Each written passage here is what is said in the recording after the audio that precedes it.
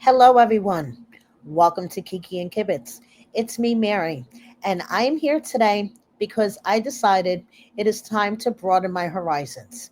You guys know me for my 90-day coverage and my Love After Lockup coverage, but I decided, hey, let me broaden my horizons.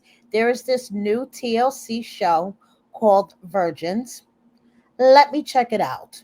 So, Virgins airs on Monday nights at 9 on TLC, right in between Hunt for Love and In Between the Sheets for Hunt for Love. If you don't catch it on Monday nights, you can catch it the next day on Max.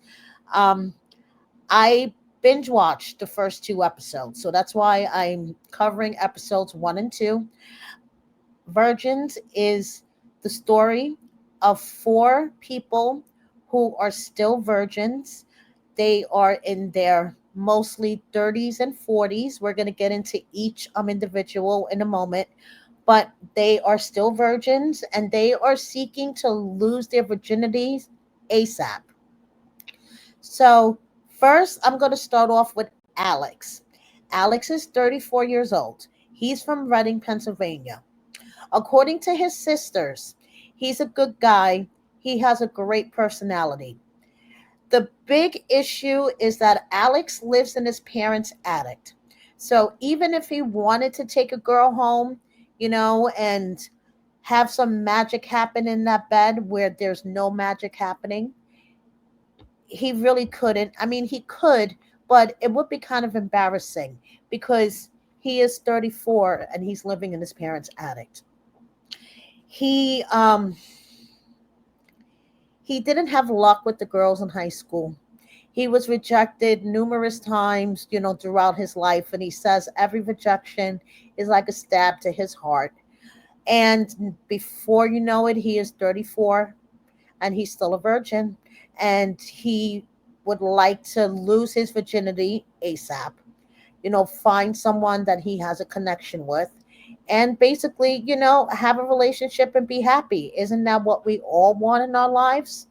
So, Alex's sisters are just like, dude, you just need to get laid already. You need to get out there. You need to meet people. We just need to get you laid. So by the way, this is his Instagram. I'm going to share all of the cast members' social medias if you guys want to follow them. So this is his IG. Okay. Now, his older sister decided to take him to something called tantric speed dating. And I Googled it, and there is actually a place in New York City where they hold tantric speed dating events. And basically, it's not like any other speed dating that that you traditionally think of, where you're sitting at a table across from a person, you talk for 5 minutes or whatever the time limit is, and then you go on to the next. On Hunt for Love, we saw hot tub speed dating, where you hopped from hot tub to hot tub. Well, this kind of speed dating experience is very unique. So, him and his sister walked in and they checked in. And basically, the men get empty pouches that they wear around their neck, and the women get pouches filled with beads. So, each exercise is a different thing. Like the first thing was, you stood in front of someone and really didn't say anything, just gave them a hug. So you stood there hugging a complete stranger for like 5 minutes or whatever the time was, without saying a word. You're just standing there hugging them. Alex felt very uncomfortable because he was hot as fuck and he was sweating like a motherfucker. So he's like, it's hot in here. I'm sweating. I'm nervous. And I'm hugging a stranger that I haven't even said two words to. So, the tantric dating experience did work out for him, however, okay? Because as he got into the flow of things, he did make connections, in particular with this one woman, um, Andrea. Sorry, her name slipped my mind for a second. He and Andrea had a good old time together, you guys. Okay. During this tantric dating thing, they were sitting on the floor, they were holding hands. She was leaning all the way back down, and he was making sure she wouldn't hit the floor. They were playing like seesaw back and forth. She was laughing her ass off. They had a really good connection. And his sister, in her little, confessional thing outside, was like, I know my brother has the potential. He just needs to get out more. Okay, that's his problem. He needs to get out more. He needs to make human connections, or he's never going to get laid. So you find out after the whole, speed dating experience, whether or not you made any connections. Okay, whether or not you got a bead in your pouch, or if it was a fake bead in your pouch. Okay, because you would close your eyes at the end of the activity, and all you would feel is, someone opening the pouch. So I guess, did you get a bead? Did you didn't get a bead?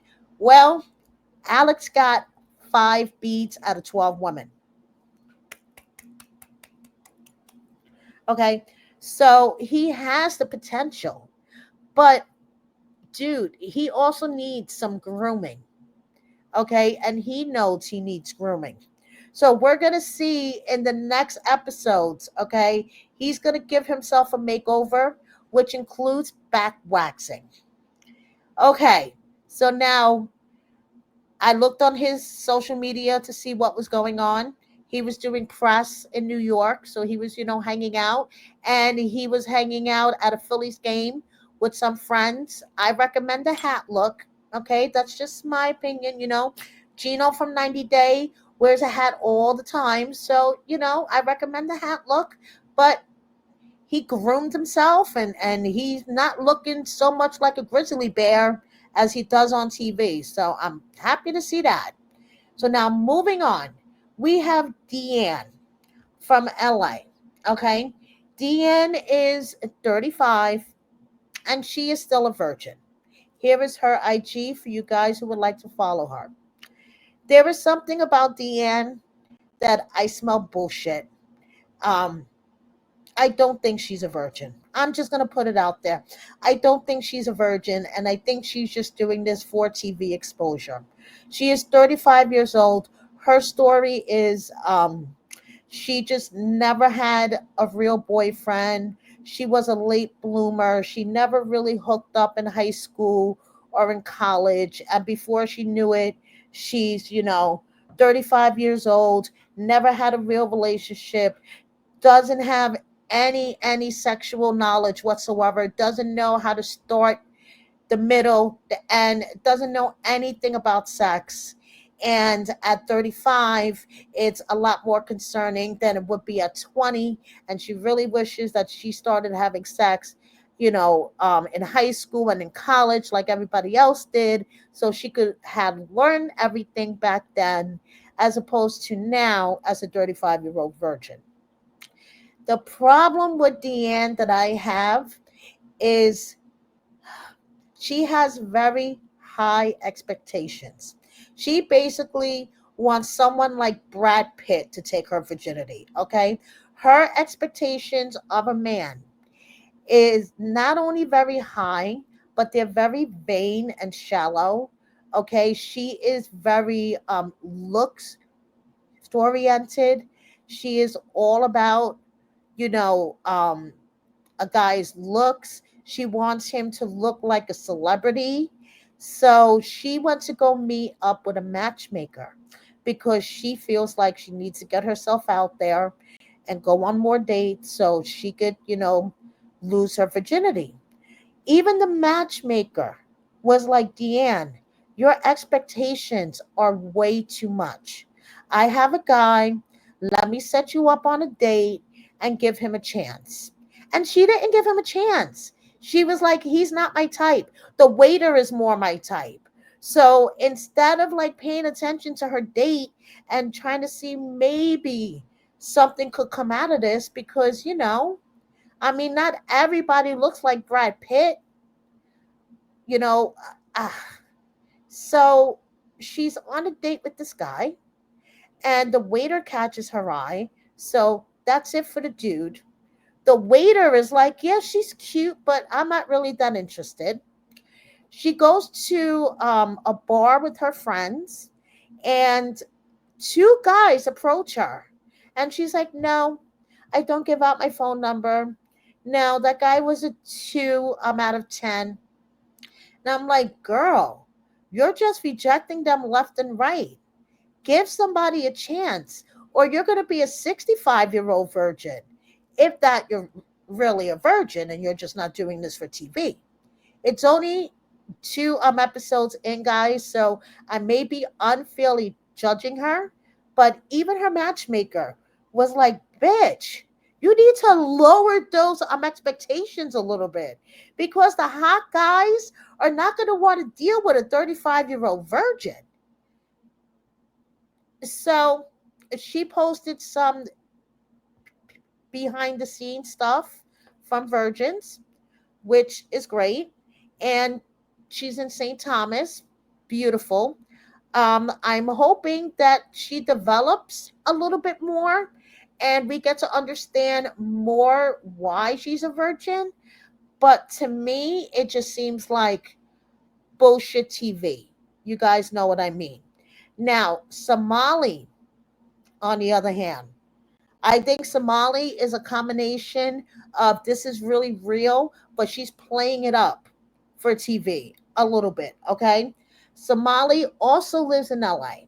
She is a 37-year-old South Asian woman, grew up in a very, very strict household. Her father was the disciplinarian, okay? Whatever dad said what goes. She was, a very, her father had her like this. You guys know what I mean? So basically, she is a 37-year-old virgin, okay? And she falls in love with one kiss, okay? She's only allowed 6 men to kiss her, and she has fallen in love with all 6 men.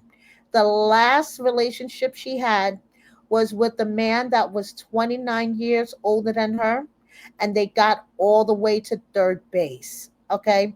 By the way, Alex, he has only gotten to first base. Boobs. That's it. Somali has gotten all the way to third base with the guy that was 29 years older than her, and then he ghosted her because she thinks it's because she didn't go all the way. Now, Somali's issue is not only cultural, it's not only because she's a little bit of a wackadoodle. She went out on a date with this guy, Tony, and by the end of the date, and I don't think it's necessarily because she tells these guys that she's a virgin. She told Tony that she has a tendency of falling in love at first kiss. Imagine what was to happen if she was to have sex. And then she's like, I don't refer to it as sex. I refer to it as making love. And the guy's sitting there looking at her like she's a fucking wackadoodle do. So I think it's a combination of her cultural background, her wackiness, and her physical problem. She went to go see a doctor, okay, because she went to have a GYN exam. And when they went to go put the thing inside of her to do the exam, she squealed. They nearly had to peel her off the ceiling. It was like extremely beyond painful. So she went to go see a specialist. And basically, she has something called vaginismus. Vaginismus is a condition that causes involuntary contractions of the pelvic floor muscles, making it difficult or impossible to have sexual intercourse or to insert a tampon. And you see here the list of symptoms. Well, Somali has never inserted a tampon, has never even inserted her own finger up there. She does not masturbate. She is a big prude, okay? And now this vaginismus has her pelvic floor muscles contracted to the point that if she was going to even attempt to have sex, oh, forget it. Practically physically impossible. So the pelvic muscle specialist recommended that she does dilators and basically gives her a box of plastic thingies that look like tampon applicators. And they, start relatively small and thin, and then they grow larger and larger and larger. And that is, basically supposed to help her pelvic floor muscles loosen and relax. And when she's ready to have sex, then won't be as painful. This is a 4 to 8 month process. So Molly's like 4 to 8 months. I don't think I'm going to be able to last that long. So we shall see. And unfortunately, we're going to see her actually put one of those dilators up her hoo-ha on national TV. But hey, it's TLC, the Lurid channel. Why would we expect anything less? Just saying. So she posted to her Instagram that her and Deanne would be sister-in-laws in a perfect life because they both want celebrities. Yeah. Okay. So now moving on, we have Rasha. Rasha, she has a very interesting story. Okay. Rasha's 42 years old and she is a divorced virgin. Yes, you heard me right. She is a divorced virgin. So, first of all, she has lost 80 pounds and she is going to keep on losing weight. And she has a whole body transformation thing going on. And she was always the big girl. And, she thought that she was not attractive to men and she was always insecure. And before you know it, she's a 42-year-old divorced virgin. How is she a divorced virgin? Let me explain. So she met this guy. He was from South Korea on a dating app. He lived in Minnesota. She lived in Florida. Okay. He was here, I guess, on a foreign student visa. And when his visa was up, he told her he didn't want to go home. And she didn't want him to go home. So he moved to Florida and they got married. Once he got to the house, she said that she saw the look of disgust in his eyes. He didn't want to have anything to do with her. He slept in the living room. She slept in the bedroom. It was the most miserable 10 months of her life. They divorced. They never got it on. And now she is a 42-year-old virgin who wants to lose her virginity ASAP. Okay. So she meets with a sex therapist where she, basically gets into her fantasy of wanting to be in a bedroom on a bed with white sheets, dominated, taken from the back. She wants to be someone's nasty little whore, but not just anybody's nasty little whore. It has to be the right guy. Okay? But she's 42 and she has this fire inside of her, like she's burning up, and she has all these fantasies going through her head because she does watch porn and stuff, and that's where she got exposed to all this stuff. She has all these fantasies of what she's seeing on TV happening to her. She just needs to find the right man. Okay. So her sex therapist is like, okay, cool. You know, we have to get you the right man so you feel comfortable enough to let your walls down. So basically, she put herself back on the dating apps and she has been talking to this guy named Zach. She's another one that says when she goes out on dates and she tells the men that she's still a virgin, it's usually, okay, date's over, let me get the check.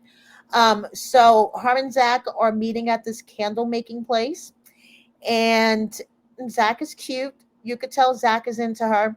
Zach is like, I'm going to let her know that I'm into her. I really like her. I am into her. So she tells him that she's a virgin, and he's like, oh. And that's basically where um, episode 2 ended. But we see in the previews that he's kind of willing to help her lose her virginity, and she is exploring her free gay side. We see her getting spanked, we see her getting bound and like suspended from the ceiling. Girl, you go explore that freaky side, so when you find the right dude, he won't know what the fuck hit him. So she took to her Instagram stories just to share a couple of things. Someone asked her, "Are you a clingy person in relationships?" And she says, "I know how to be by myself. I'm not hanging on no man. I know what's peace is, and I refuse to let somebody's dynamic, unhealed son disturb that. Detachment is my superpower. I'm a Scorpio. Better ask somebody. So, no, I'm not. You're the type to not reply to people. My standards are high. I don't have energy or time to go back and forth with conversation that has no action behind it. I am an intentional woman." So someone else asks, "You're single? Is it true?" And she says, "Why? Are you going to take me out?" She knows what she wants, okay? And she ain't going to play. So, Virgins, airing Monday nights at 9 p.m. Eastern, right after Hunt for Love, right before In Between the Sheets for Hunt for Love. I'm liking it so far. Let's see what future episodes bring. Thank you so much for watching me. Please subscribe if you don't already. Hit that like button. Share my video with a friend or 10. And please consider joining my membership.